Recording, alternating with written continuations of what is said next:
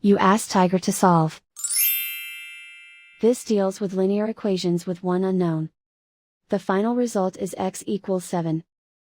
Let's solve it step by step. Group all x terms on the left side of the equation. Subtract 2x from both sides. Group like terms. Simplify the arithmetic. Group like terms. Simplify the arithmetic.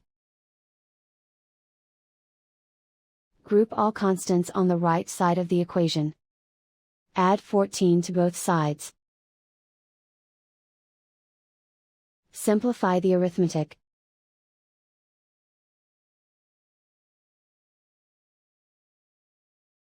Isolate the x.